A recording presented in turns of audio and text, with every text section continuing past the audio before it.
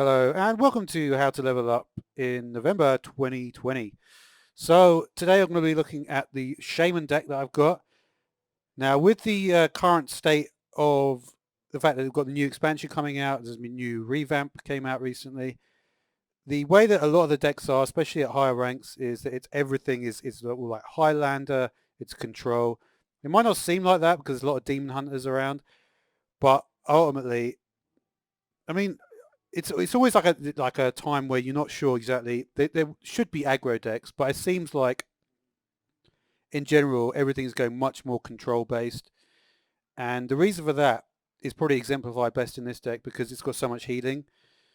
So in general, if you can heal more in one turn than a demon hunter can deal in one turn, or rogue can deal in one turn, then you're probably going to outlast the game. So it's just a different way of approaching things. Especially the ooze has really come back into its own in recent times. Two swamp oozes is kind of standard at this point. So what do you do in this deck? Well, it's going to go a long time. We're going to potentially go all the way to fatigue with Archivist Elysiana.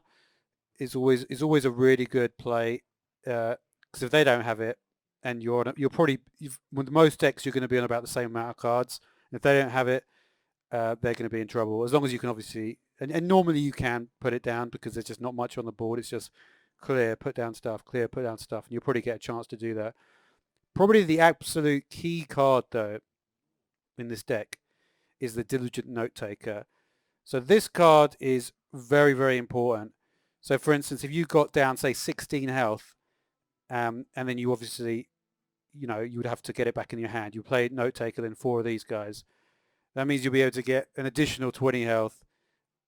So you can imagine that's like 36 additional health with the 16, so like 52 health. So that's going to get you a lot of health back. Similarly, with a lot of decks, like it's different to there's different ways to deal with both Rogue and Demon Hunter. With Rogue, you can wait for them to have quite a large board, and then you could play Tidal Wave to get lots of health back. And another key card is this Instructor Fireheart.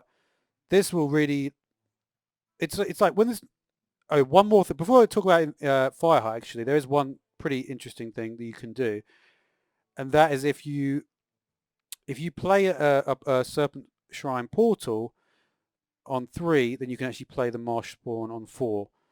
So that's actually a pretty good interaction with those two.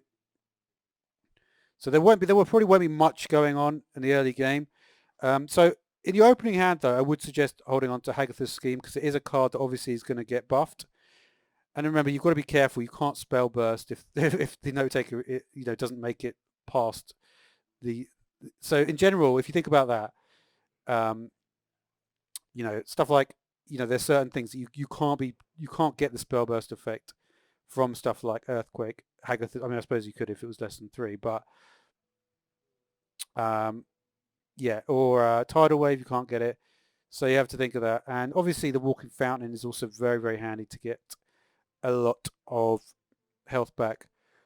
But probably the best use of the Spell Burst on the Note Taker is actually Devolving Missiles. This card is, it basically, there's so many good cards, so many powerful cards, that you're going to want to use this 3 or 4 times if you can.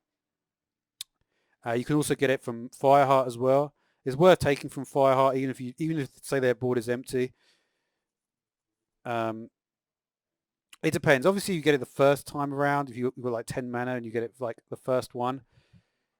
It's obviously because of the fact that it takes a while to trigger, right? Then we've got Hex as well, which is pretty useful. But yeah, I mean, it's all just about control decks at the moment. There's no every deck you play in a higher rank will be more. I mean, I don't know. It's fun. It's just like sometimes I never play decks like this, and then sometimes it's like I feel like I have to play decks like this. It's just a constant revolving door. I guess aggro decks still do work, obviously. Otherwise, it's not like every deck you play is control. It seems that way at the moment, but I guess it's just because the new expansion is coming out, and when the new expansion comes out, we'll see obviously more aggro stuff. So until next time, thanks for watching.